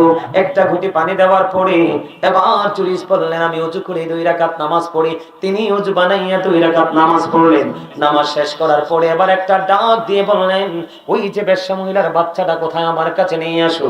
বন্ধু অসংখ্য মানুষ তার এই দৃশ্য দেখার জন্য দাঁড়িয়ে। এবার ওই বাচ্চাটাকে নিয়ে আসা হলো। হযরত জুরিজ ওই বাচ্চাটার পেটটার উপর হাতটা দিয়ে বলল, বাবু বলো না তোমার বাবা কে? ওই বেশ্যা মহিলার বাচ্চা আঙ্গুল দিয়ে দেখিয়ে দিল, ওই রাখাল আমার বাবা। আওয়াজ তুলে তুলে বলেন আল্লাহু আকবার। জুরিজের পাওয়ার আছে না নাই? আপনি আমি হাজার যদি একটা ছোট্ট নবজাত শিশুর পেটের উপর হাত রেখে ডাকি, বাচ্চা কথা বলবে না। কিন্তু জুরি যেমন একজন আল্লাহওয়ালা বুজুর্গ ছিল, হাতটা দিতে দেরি বন্ধু, বাচ্চা কথা বলতে দেরি করলো না। এরপরেও যদি ওই জুরিজের জন্য মায়ের অভিশাপ কাজে লেগে যায়, তাহলে তোমার আমার কোনো উপায় নাই। মা বাবারে ভালোবাসার দরকার আসেনি? এবার আসেন, মা বাবাকে এই যুগের সন্তান ভালোবাসে না, আগামী দিনে সন্তান আরো বেশি ভালোবাসবে না। তার বন্ধু একটা মাত্র কারণগুলো বলবো। এই যুগে সন্তান বাবা মার দায়িত্ব পালন করে না, যদিও তাদের দায়িত্ব পালন করা ফরজ, কিন্তু কেন করে না? এই কেনর জায়গাটা আমি একটু ক্লিয়ার করতে চাই। আপনারা আমাকে সময় দিতে রাজি আছেন? বাবা মাকে কেন সন্তান আদর করে না, ভালোবাসে না, মূল্যায়ন করে না? আমি যদি ব্যক্তিগতভাবে আমার কথা বলি বন্ধু, আমার জীবনে মায়ের সাথে এই হাত পর্যন্ত কালো করেছি শুধু ডেক মাজতে মাজতে। মায়ের কাপড় বন্ধু কেচেছি, মাকে অনেক ছোট্ট থাকতে রান্না করে খাওয়াইছি। যখন মা অসুস্থ হয়ে যেত, রান্না করতে পারতো না, যা পারতাম তাই রান্না করে মাকে খাওয়াতাম। মা যদি শরীর খারাপ হতো বন্ধু গোসল করে কাপড়গুলো ফেলে রাখতো, ওই কাপড়গুলো কেচে সুন্দর করে ধুয়ে বন্ধু রশিতে ঝুলাইয়া দিতাম। এখনো পর্যন্ত মা যদি কিছু চাই রে পাগল হয়ে যাই। আমার মায়ের চেহারা ব্যক্তিগতভাবে আমি যদি বলি বন্ধু, আমি যদি আমার মায়ের চেহারাটা যদি একটু মলিন দেখি বন্ধু, বিশ্বাস করবেন না, আমার কাছে মনে হয় আমার পুরো পৃথিবী ছোট্ট হয়ে গেছে। কারণ মা হলো এত বড় নিয়ামত, পৃথিবীর সৃষ্টি জগতের শ্রেষ্ঠ নিয়ামত। পৃথিবীর সবাই আপনাকে স্বার্থের জন্য ব্যবহার করবে, কিন্তু মা আপনার স্বার্থ হয়ে জীবনে বেঁচে থাকবে। ঠিক কিনা বলেন? এই জন্য আমি প্রায় সময় বন্ধু একটা গজল বলি, একটু গাই বলি, আরো জোরে বলেন গাই বলি। শৈলনি শোভনি শুধু মা, তোমার কথা মনে হয়, কতদিন দেখি না তোমার, ভুলে কি গেছো আমার, ভুলে কি গেছো আমার, আদর সোহাগ মাগো আর কথা পাবো, কার চলে আমি নিজেকে জড়াবো, কার কাছে ধরবো মিছে বাইনা, তোমার মতো কেহ নাই, শয়নি স্বপনে শুধু মা, তোমার কথা মনে হয়। আমার ভুবন জুড়ে শুধু দুঃখ জ্বালা, কে আর পরাবে আমায় সুখের সীমানা। আমার ভুবন জুড়ে শুধু দুঃখ জ্বালা, কে আর পরাবে আমায় সুখের সীমানা। কপালে কে দেবে আর কাজুরে রুটি, তুমি জেনে ধরায়, শয়নি স্বপনে শুধু মা, তোমার কথা মনে হয়। ঠিক না বলে? যার মা নাই, যার বাবা নাই, সে বোঝে সে কত অসহায়। হাজার কোটি টাকার মালিক হোক, যত ধন দৌলত টাকা পয়সা বাড়ি গাড়ির মালিক হোক, দেখছো তোমাদের কাছে আমাদের কাছে মাহফিলের দিন সবচেয়ে নিচু মানুষ মনে হয় কাকে? অপারেটরকে। এটা বাস্তব কথা, আমি যা বলি খাড়া খাড়া কথা, মনে হয় না? আরে কি বলেন, মনে হয় কিনা? বলে কখন মনে হয়? যদি মাইকের সাউন্ডটা যদি একটু 19-20 হয়, তুচ্ছ তাচ্ছিল্য করে, এত তুচ্ছ করে যে তুচ্ছ তাচ্ছিল্যের কোনো সীমা থাকে না। দেখেন মায়ের কথা শুনে 100টা টাকা এটা বড় কিছু না, এটা হলো প্রেম, এটা হলো ভালোবাসা। মায়ের প্রতি যে তার ভালোবাসা, তার শ্রদ্ধা অবিরাম, এটা হলো তার প্রমাণ। মারহাবা কর। আমার লেখা একটা গজল আছে, আমি সেই 9-10 থাকতে লিখেছিলাম, একটু গাইবো? পছন্দ করবেন আপনারা? কিনে গেলা পাখি দিয়া মাগো আমায় কাফিরে, দিবানিশি তুষের আগুন হৃদয়ে জ্বলে, কিনে গেলা পাখি দিয়া মাগো আমায় কাফিরে, দিবানিশি তুষের আগুন হৃদয়ে জ্বলে। হাইরে কাহিন্দা কাহিন্দা হইছে রে নদী মা, হাইরে কাহিন্দা কাহিন্দা হইছে রে নদী, আমার নয়ন জলে, দিবানিশি তুষের আগুন হৃদয়ে জ্বলে।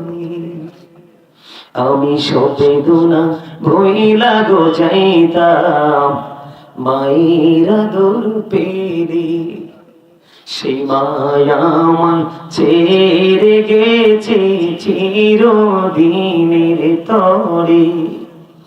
আমি সবেদনা ভইলা গো যাইতাম মায়েরা দূর পেলে সেই মায়ামান ছেড়ে গেছে চিরদিনের তরে, আমায় নাম দড়িয়া ডাকি দিয়া রে মা,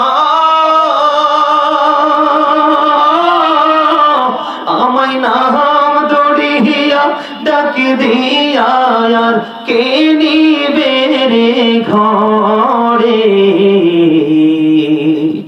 দিবানিশি তুষের আগুন হৃদয়ে জ্বলে। মারহাবা কন্যা। আবারও বলছি, যার মা নাই সে বুঝে, যার মা নাই সে বুঝে মায়ের ভালোবাসা, মায়ের প্রেম কত মধুর। মায়ের প্রতি ভালোবাসা যদি না থাকে, আরে বাবা রে, মারহাবা,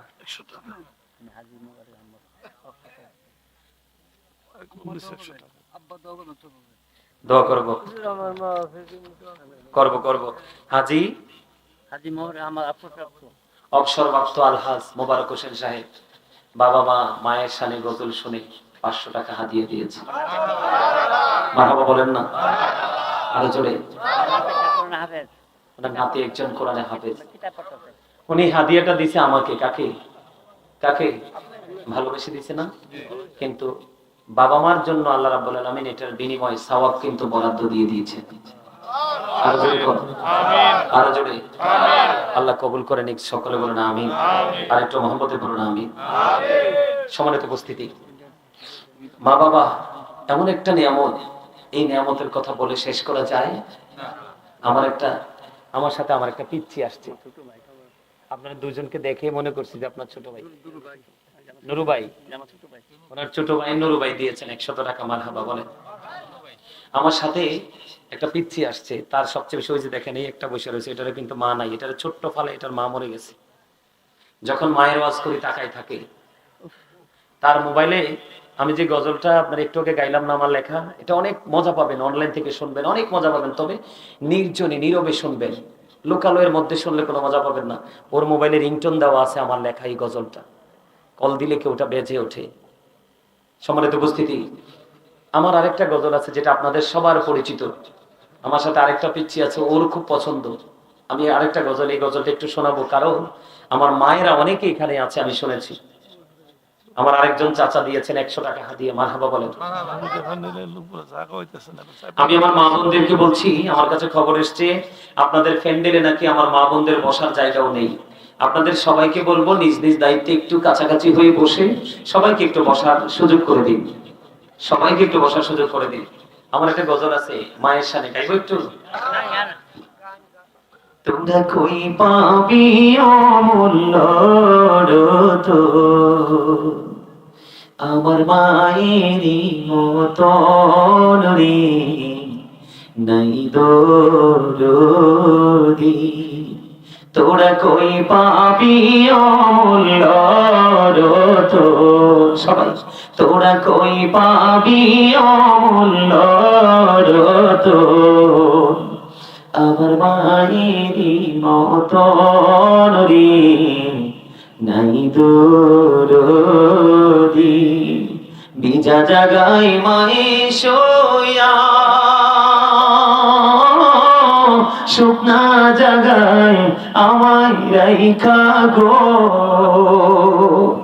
ও সে কত কষ্ট করুনি মাই, আমার লালনার পাদর রে, নাই দরদি, নাই দরদি। আমার মাই মইরা গেলে আমি কাকে ডাকবো মা মা বলি, মা মা গো, ও সে কত কষ্ট করবে রে মাই, আমার লালনার পাদর রে, নাই দরদি। যে সারজনে কান্দে লইয়া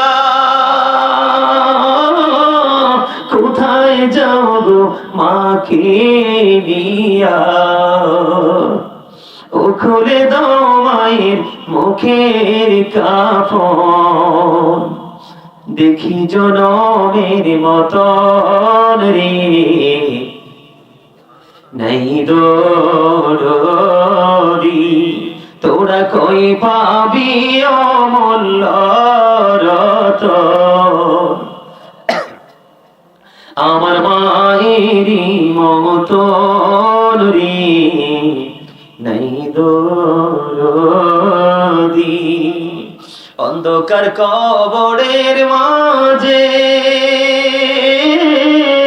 কি জানি কি আযাব হবে, ও সে মাফ করে দাও আল্লাহ মাবুদ, আমার জনম দুঃখিনী মাকে নাই দরদি। মারহাবা বলেন।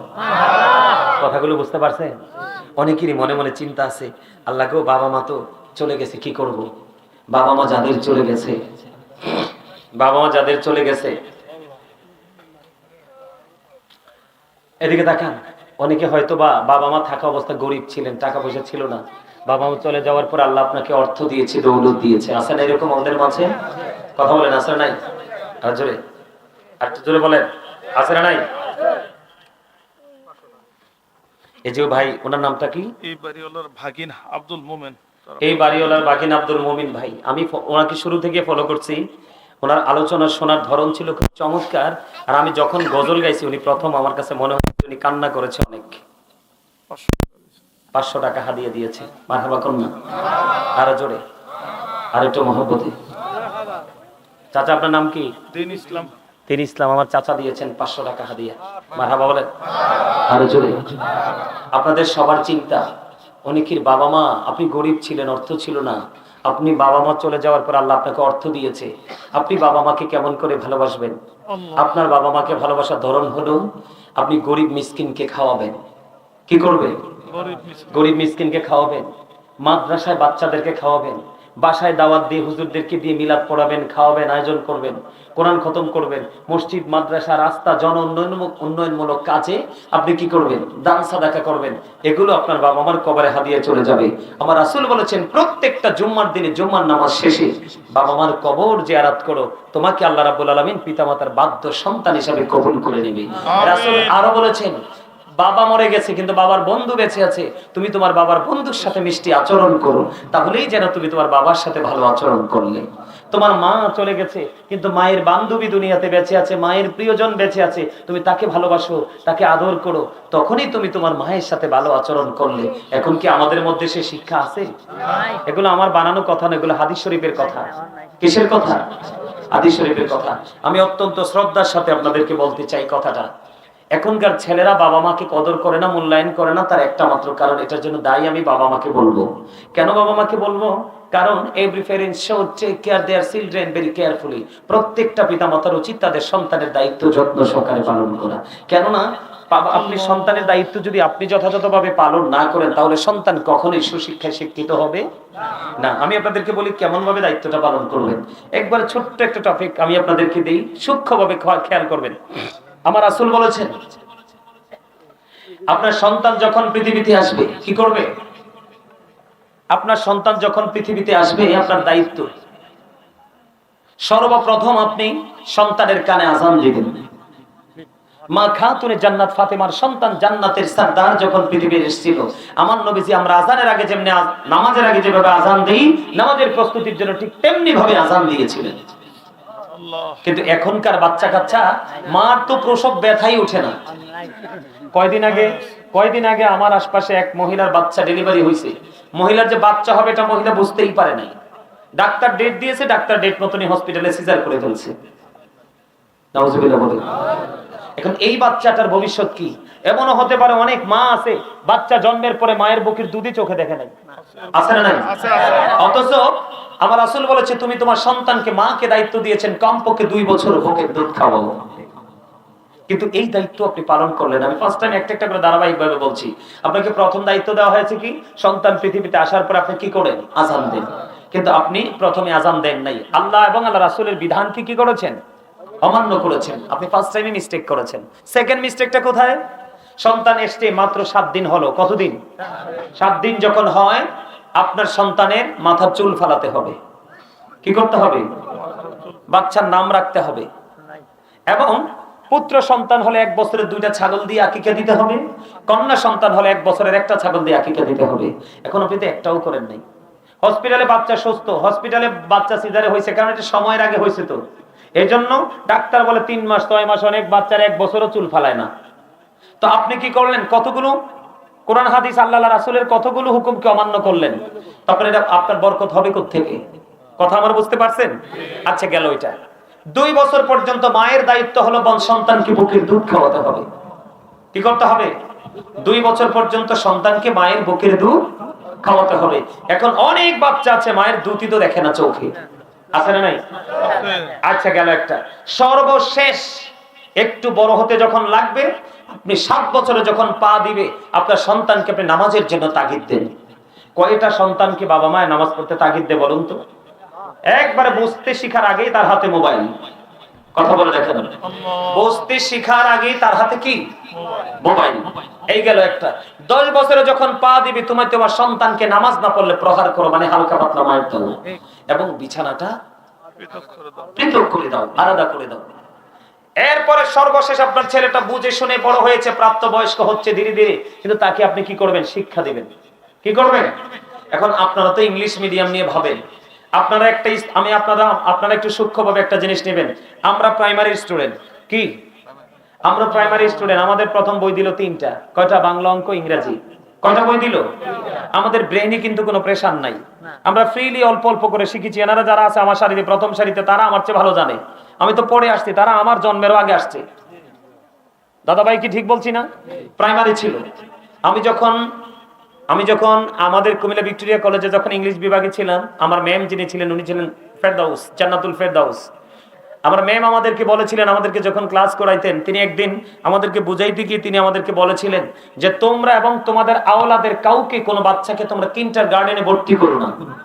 কি করো না? কিন্ডারগার্টেনে তোমরা ভর্তি করো না। যুবক তোমরা শোনো, তোমরা তো পাগল হয়ে যাও কিন্ডারগার্টেনে ভর্তি করার জন্য, আমার কথাটা শোনো। কি করো না, তোমরা তোমাদের সন্তানদেরকে, আওলাদদেরকে কিন্ডারগার্টেনে ভর্তি করো না। তার কারণ এই কিন্ডারগার্টেনে বাচ্চাগুলোকে যখন ভর্তি করানো হয়, তখন তোমরা কি করে, বাচ্চাগুলো মুখস্থ বিদ্যা শিখে একটু বড় হতে যখন লাগে, বাচ্চাটা ছোট্ট থাকতে প্রেসার নিতে নিতে নিতে নিতে একটু যখন বুঝতে শিখে, সে আর প্রেসার নিতে পারে না, একটা সময় সে স্কুল থেকে ঝরে পড়ে। এই যুগের ছেলেরা যারা পড়াশোনা করে, তোমরা বলো তো কয়টা ছেলে কাজে লাগতে পারছে? কেন পারে নাই? আমরা আল্লাহ রাসূলের বিধানকে আমরা আপন করে ধরতে পারিনি। কেমন ধরতে পারি নাই? আমার রাসূল বলেছেন, আদিবু আওলাদাকুম আলা সালাতি খিসালিল হুব্বি নবিকুম ওয়া হুব্বি আহলি বাইতিহি ওয়া আলা কিরাতিল কুরআন। রাসূল বলেছেন, তোমরা তোমাদের সন্তানদেরকে 3টি বিষয় শিক্ষা দাও। কয়টি? একটি হলো হুব্বি নবিকুম, teach the love of the prophet, নবীর ভালোবাসা শিখাও, কারণ নবীর ভালোবাসা আমাদের জন্য ঈমান এবং ফরজ। এরপরে বলেছেন রাসূল, হুব্বি আহলি বাইতিহি, নবীর পরিবার আহলে বাইতের ভালোবাসা শিখাও, কারণ নবীর আহলে বাইতের ভালোবাসা আমাদের জন্য ঈমান এবং ফরজ। এরপরে রাসূল বলেছেন, ওয়া আলা কিরাতিল কুরআন লাম তুরিসাইতাহুল কুরআন, তোমরা তোমাদের সন্তানদেরকে কোরআন তেলাওয়াত শিখাও। এখন আপনারা বলেন, কয়টা বাবা মা এই দায়িত্বটা ধারাবাহিকভাবে পালন করছেন? করেন নাই। এই জন্য আপনাদের সন্তানগুলো কি হয়ে যাচ্ছে, দিন দিন পথভ্রষ্ট হয়ে যাচ্ছে। আপনি আপনার সন্তানের দায়িত্ব পালন করেন, দায়িত্ব পালন করতে পারছেন না, সিস্টেম জানা নাই, আপনি একজন আলেমের সাথে বন্ধুত্ব করে, তার সাথে যোগাযোগ করে আপনি আপনার বাচ্চাটাকে সুশিক্ষায় শিক্ষিত করেন, তাহলে কিন্তু পিতামাতার সাথে যে দুর্ব্যবহার সন্তান করে অভিশপ্ত হচ্ছে, এইটা আর আপনার আমার সমাজে হবে না। বুঝতে পারছেন? আর জোরে। আকাশ ভাইয়ের খুব শখ গজল শোনা, একটা গজল গাইব, আপনারা আমার সাথে সুর দিবেন। রাজি আছেন? আমার রাত তো অনেক হয়ে গেছে, দেখছেন নি কাণ্ডটা? সময়টা কেমনে যে চলে যায় স্টেজে বসলে, এটাই বুঝতে পারি না। আলহামদুলিল্লাহ। আপনারা সবাই খুশি? আমার আলোচনাগুলো বুঝতে পারছেন তো? সবাই বুঝতে পারছেন? এখন আমি কয়েকটা নাচ গাইবো, আকাশ ভাইয়ের খুব পছন্দ। গাইবো? গান গান পারলে আমার সাথে সবাই সুর দিবেন। নবীর শান গাইলে কারো সমস্যা নাই তো? কারো সমস্যা নাই তো? আমার সাথে সবাই সুর দিতে হবে। বিশেষ করে যুবকরা গাইবা। আমি কিন্তু একজন শিল্পী, আমি কিন্তু গজল গাইতে পারি মাশাআল্লাহ দিলে। সবাই নবী নবী বলে হায় কেঁদে কেঁদে দিন যায়, পাইনি দিদার ধমে লাখো সালাম কদমে নবী, লাখো সালাম কদমে নবী, লাখো সালাম কদমে। নবী নবী বলে হায় কেঁদে কেঁদে দিন যায়, পাইনি দিদার ধমে লাখো সালাম কদমে নবী, লাখো সালাম কদমে। সোনার মদিনায় লুকিয়ে আছো গো, দেখতে না পাই নয়নে, দয়ারি নজরে যাও, গোলামের দেখা দাও, দয়ারি নজরে যাও, গোলামের দেখা দাও, ধন্য করো জনমে লাখো সালাম কদমে নবী, লাখো সালাম কদমে। মারহাবা, আরে জোরে মারহাবা, একটু মহব্বতে। দিদি পার তোলে দে, মাঝি হেলা করিস না, দিদি পার তোলে দে। তোমরা এই গজল শুনছো না? সারা পৃথিবীর মানুষ গায়, হিন্দুরা পর্যন্ত ভারতে গায়। কথা কয় না কেন? এমন কোন দল নাই যে এই গজল গায় না। তাহলে আমরা নিজেরা গর্ববোধ করতে পারি না আমাদের রাসূলকে নিয়ে গায়? কথা বলেন না কেন? আমার সাথে একটু গান। দিদি পার তোলে দে, মাঝি হেলা করিস না, ছেড়ে দে নৌকায় আমি যাব মদিনা, ছেড়ে দে নৌকায় আমি যাব মদিনা। দিদি পার তোলে দে, মাঝি হেলা করিস না, ছেড়ে দে নৌকায় আমি যাব মদিনা, ছেড়ে দে নৌকায় আমি যাব মদিনা। মক্কায় নবী এলো মা আমিনার ঘরে, হাসিলে হাজার বাণী, কাঁদিলে মুক্তা ঝরে। দয়ালে মুর্শিদি যার সখা, তার কিসের ভাবনা, দয়ালে মুর্শিদি যার সখা, তার কিসের ভাবনা। আমার হৃদয় মাঝে কাবা, নয়নে মদিনা, আমার হৃদয় মাঝে কাবা, নয়নে মদিনা। দিদি পার তোলে দে, ছেড়ে দে নৌকায় আমি যাব মদিনা। অনুরের রোশনীতে দুনিয়া গেছে ভরে, সে নূরের বাতি জ্বলে মদিনার ঘরে ঘরে। অনুরের রোশনীতে দুনিয়া গেছে ভরে, সে নূরের বাতি জ্বলে মদিনার ঘরে ঘরে। দয়ালে মুর্শিদি যার সখা, তার কিসের ভাবনা, দয়ালে মুর্শিদি যার সখা। আমার হৃদয় মাঝে কাবা, নয়নে মদিনা, আমার হৃদয় মাঝে কাবা, নয়নে মদিনা। দিদি পার তোলে দে, মাঝি হেলা করিস না, দিদি পার তোলে দে, ছেড়ে দে নৌকায় আমি যাব মদিনা। আরে জোরে। আপনারা গজল মনে পছন্দ করেন না? করেন না? গজল তো মজার জিনিস, এটা পছন্দ করে না এমন কোন মানুষ নাই দুনিয়াতে, আছে? সবার কাছে মধুর লাগে গজল, এটা মধুর জিনিস, কারণ রাসূলকে ঘিরে, ঠিক কিনা বলেন?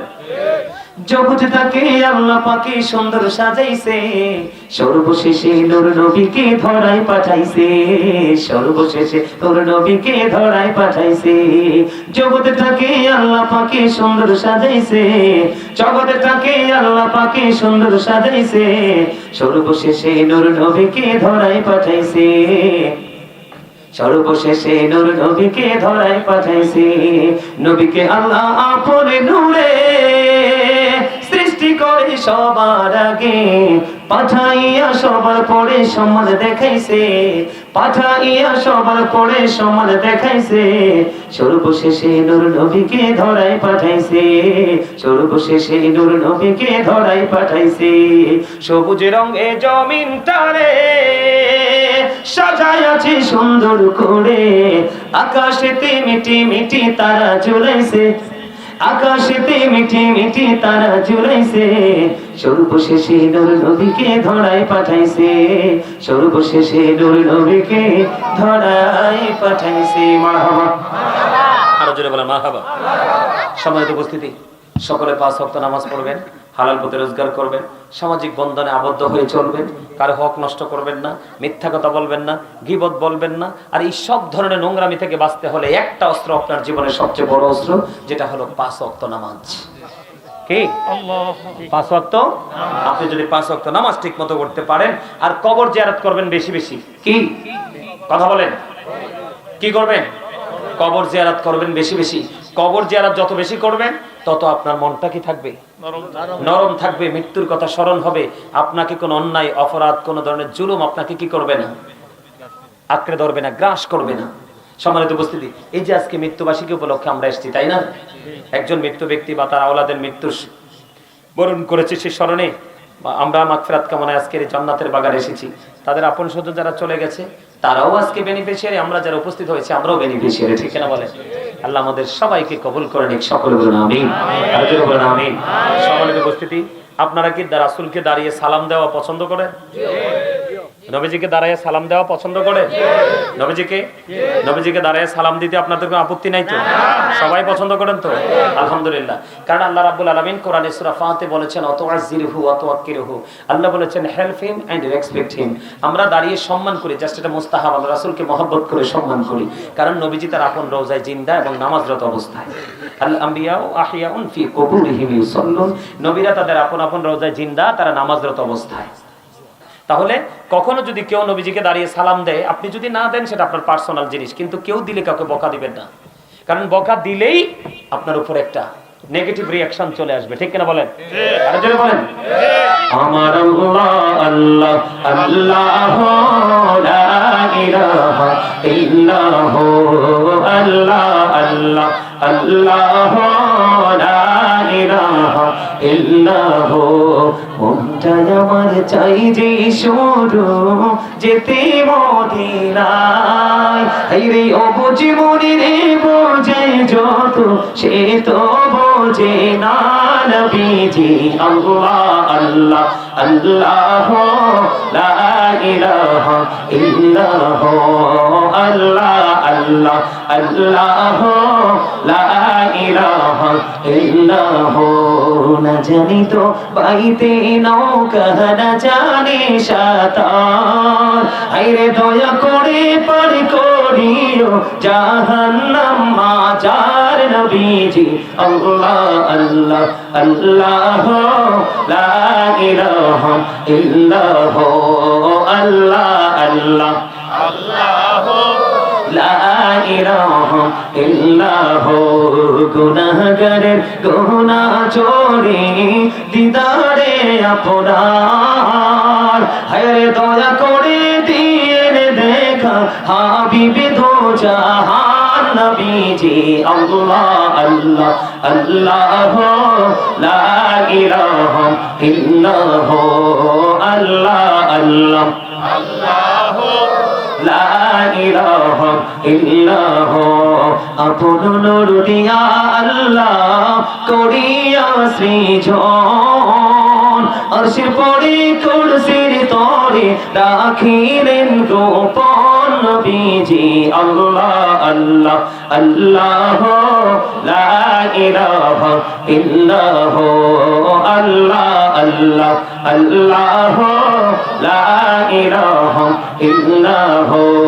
সশরীরে জিন্দা নবীজি সোনার মদিনায়, আসুন সবাই দাঁড়াইয়া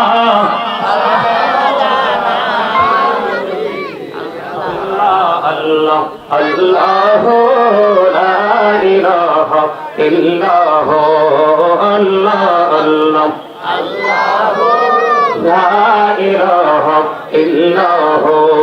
ইয়া নবী সালামু আলাইকা, ইয়া রাসূল সালামু আলাইকা, ইয়া হাবিব সালামু আলাইকা,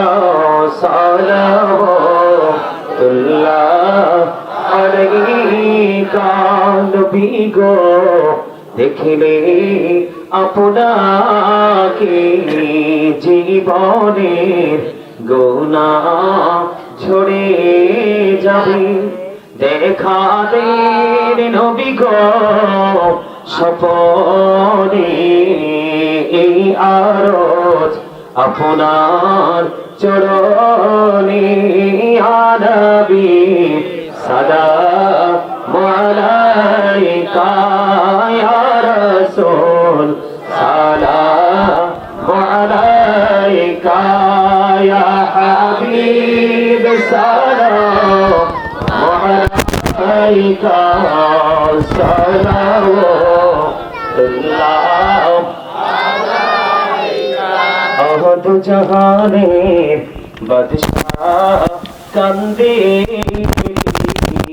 তায়েফের রাস্তার কিনারে কেন যে মারল কাফিরে মায়া নেই তাদের অন্তরে আনবী মহব্বতে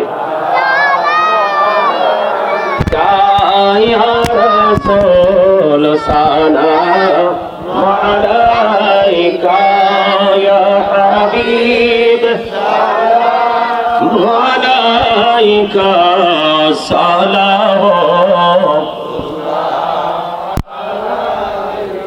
মুস্তাফা জান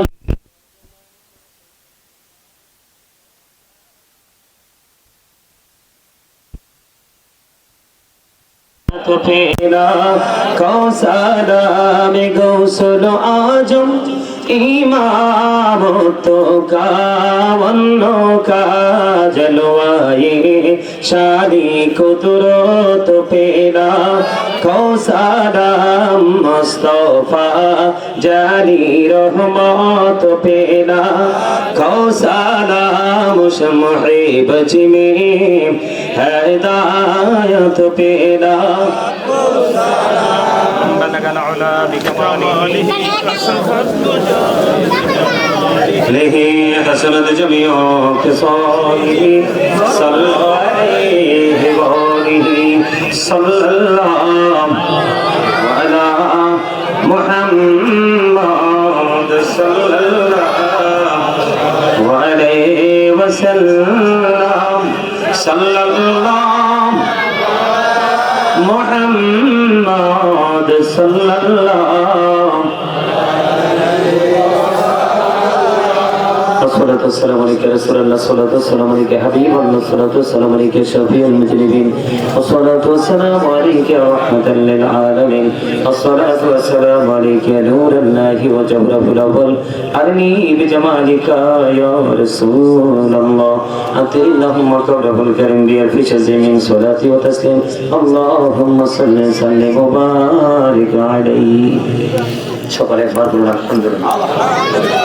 সম্মানিত উপস্থিতি, আমরা আজকে যাদের আত্মার মাগফিরাতের উদ্দেশ্যে দোয়ার আয়োজন, আমরা তাদের জন্য দোয়া করব। আপনারা যারা উপস্থিত হয়ে আজকের মাহফিলকে সৌন্দর্যমণ্ডিত করেছেন, আপনাদের